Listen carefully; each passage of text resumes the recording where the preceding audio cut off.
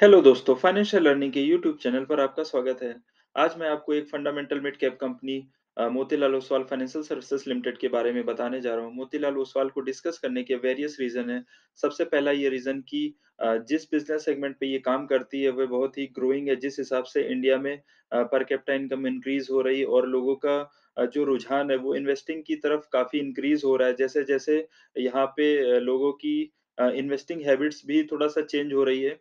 तो इस तरीके की कंपनीज़ का ग्रो करने की पॉसिबिलिटीज़ यहाँ से बहुत ज़्यादा है और ये डिफरेंट डिफरेंट बिज़नेस सेगमेंट पे भी काम करती है। तो एक बार हम इनका बिज़नेस देख लेते हैं, उसके बाद हम कंपनी का बैलेंस शीट देखेंगे उस और उसके बाद हम टेक्निकल चार्ट पैटर्न देखेंगे।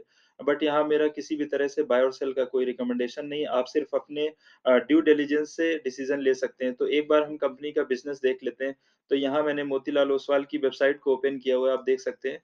तो इनका जो बिज़नेस सेगमेंट दे रखा है, आप अगर इस पे क्लिक करके देखेंगे तो इनके वेरियस बिज़नेसेस जिसमें ये डील करते हैं वो ओपन हो जाएँगे। जैसे फाइनेंशियल सर्विसेज़ में है ब्रोकिंग एंड डिस्ट्रीब्यूशन में यानी ब्रोकिंग का काम करते हैं। जैसे कि म्यूचुअल फंड में ब्रोकिंग के लिए हो गया, इनका ईटीएफ फंड भी है और वेरियस अकाउंट ओपनिंग में भी, डीमैट अकाउंट्स में भी वर्क करते हैं, एसेट मैनेजमेंट में भी हैं, प्राइवेट वेल्थ को भी मैनेज करते हैं, होम फाइनेंस में हैं, इंस्टीट्यूशनल इक्विटी मैनेज करते हैं, प्राइवेट इक्विटी को भी मैनेज करते हैं। तो वेरियस बिज़नेसेस जिसमें कंपनी डील करती है वो आप इनकी वेबसाइट पे जाके पर्टिकुलर सारे बिज़नेसेस को क्लिक करके आप यहाँ से इनके बारे में एक डिटेल डिस्क्रिप्शन देख सकते हैं। मोतीलाल ओसवाल एक रिनोन्ड ग्रुप है जिसके प्रमोटर्स में मिस्टर रामदेव अग्रवाल जी हैं जिनका कि इंडियन इक्विटी मार्केट में एक प्रूवन ट्रैक रिकॉर्ड है। तो इस तरीके की कंपनी जहाँ की प्रमोटर्स का बहुत ही अच्छा खासा ट्रैक रिकॉर्ड हो, उनकी इंटीग्रिटी इंटैक्ट हो मार्केट को लेके, तो इस तरीके की कंपनी का अपने आप में अच्छा होना बनता है यहाँ पे। अगर हम इनके कुछ थोड़ा-सा अपडेट्स देख लेते हैं जो इन्होंने यहाँ पे अपनी वेबसाइट पे भी दे रखे हैं। तो जैसे ये इनका अक्टूबर 22 का अपडेट है, तो मोतीलाल ओसवाल का जो सितंबर क्वार्टर का रिज़ल्ट आया था, उसमें इन्होंने 509 करोड़ का प्रॉफिट आफ्टर टैक्स का नेट प्रॉफिट जनरेट किया था। तो ये हाईएस्ट एवर इनका नेट प्रॉफिट था किसी भी क्वार्टर में। और अगर इनके डिफरेंट डिफरेंट बिज़नेसेस सेगमेंट में देखें, जैसे कि अभी इनका जो इन्होंने अक्टूबर पे ही यहाँ पे दे रखा है कि एशियन फुटवियर्स में भी इनकी एक अल्टरनेट इन्वेस्टमेंट फर्म ने 225 करोड़ रुपए इन्वेस्ट किए।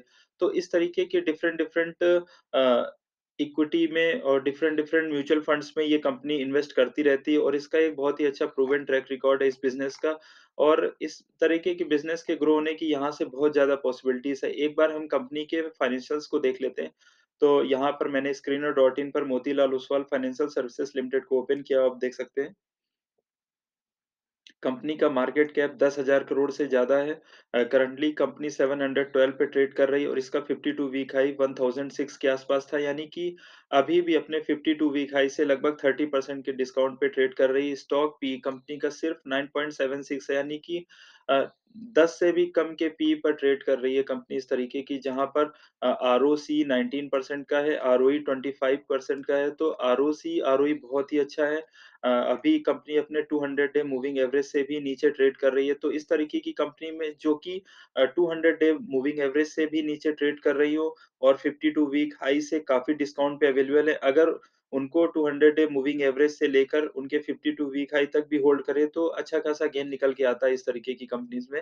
एक बार हम इनका जो प्रॉफिट एंड लॉस स्टेटमेंट है उसको देख लेते हैं ईयर ऑन ईयर बेसिस पे।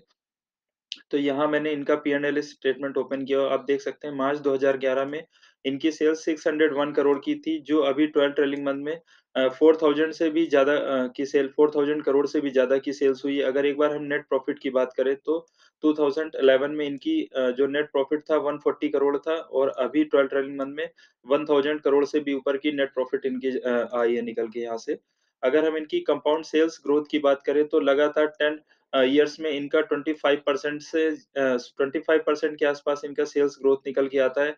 प्रॉफिट ग्रोथ की बात करें तो 10 साल पे इनका 30% के आसपास। तो ये किसी भी कंपनी के लिए इस तरीके की फाइनेंशियल्स, इस तरीके के फंडामेंटल बहुत ही अच्छी बात है। अगर हम इनके एक बार रिज़र्व्स की बात करें तो कंपनी का रिज़र्व्स लगभग 6000 करोड़ के आसपास है और इनकी बोरोइंग्स भी 7000 क करोड़ के आसपास है। ये बोरोइंग्स एज़ सच बोरोइंग नहीं होती, ये मार्जिन ट्रेड कराते हैं आपसे, जो मार्जिनल ट्रेड के लिए जो पैसा अवेलेबल कराते हैं, वो बोरोइंग है। तो इस तरीके की बोरोइंग्स सिर्फ़ ट्रेडिंग में फ्यूचर ऑप्शन इस तरीके के फंड में यूटिलाइज़ होती है, तो ये एज़ सच कोई बोरोइंग नहीं है किसी इस कंपनी के लिए।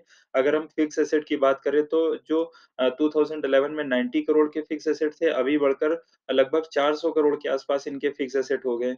एक बार हम कंपनी का कैश फ्रॉम ऑपरेटिंग एक्टिविटी और कैश फ्रॉम इन्वेस्टिंग एक्टिविटी के सम को भी काउंट कर लेते हैं, तो ये ग्रेटर दैन 0 निकल के आ रहा है, तो कंपनी के पास एक अच्छा खासा कैश रिज़र्व भी है। अगर हम इनके शेयर होल्डिंग पैटर्न की बात करें, तो प्रमोटर्स के पास लगभग 70% की होल्डिंग है, एफआईआईज़ के पास 9% की होल्डिंग है, डीआईआईज़ के पास 5% की होल्डिंग और डीआईआईज़ ने पिछले कुछ समय से लगातार अपनी होल्डिंग को इंक्रीज़ किया है। अगर हम रिटेल पब्लिक की बात करें, तो रिटेल पब्लिक के पास 16% की होल्डिंग है, जिसमें कि नवीन अग्रवाल जो कि प्रमोटर ग्रुप से ही हैं, उनके पास 5% की है और रजत जी के पास 1% की होल्डिंग है, यानी कि रिटेल पब्लिक के पास मोटा-मोटी 10% के आस-पास होल्डिंग है। तो इस तरीके की कंपनी में जहाँ की फाइनेंशियल्स लगातार अच्छे हो रहे हैं, अगर हम एक बार इनका लास्ट क्वार्टर जो सितंबर क्वार्टर का रिज़ल्ट था, उसके नेट प्रॉफिट देख लें, तो 500 करोड़ से ऊपर इनके नेट प्रॉफिट निकल के आए थे। तो ये किसी भी कंपनी के लिए बहुत ही अच्छी बात है यहाँ से इस तरीके का ग्रोथ होना और जिस प्रकार से इंडिया में डीमैट अकाउंट्स लगातार ओपन होते जा रहे हैं और इस तरीके की इन्वेस्टिंग एक्टिविटीज़ में लोग पार्टिसिपेशन एक्टिवली पार्टिसिपेट कर रहे हैं, तो इस तरीके की कंपनियों का ग्रो होने की बहुत ज़्यादा पॉसिबिलिटीज़ और चूँकि इनके बहुत सारे डिफरेंट बिज़नेस सेगमेंट भी हैं, तो इस तरीके की कंपनी की लगातार रेवेन्यू ग्रोथ आ रही है, लगातार नेट प्रॉफिट इंक्रीज़ हो रहा है, तो आप अपने ड्यू डिलिजेंस से डिसीज़न ले सकते हैं। एक बार हम इसका टेक्निकल चार्ट पैटर्न देख लेते हैं। यहाँ मैंने इन ट्रेडिंग व्यू पर मोतीलाल ओसवाल का टेक्निकल चार्ट पैटर्न ओपन किया है, तो आप देख सकते हैं इसका 52 वीक हाई जो 1000 के आस-पास था, अभी कंपनी अपने 52 वीक हाई से लगभग 30% के डिस्काउंट पे ट्रेड कर रही है। अगर हम रिसेंटली देखें तो यहाँ पर टेक्निकल चार्ट पैटर्न में कुछ बहुत ही पॉजिटिव साइन्स डेवलप हुए हैं, जैसे कि यहाँ पर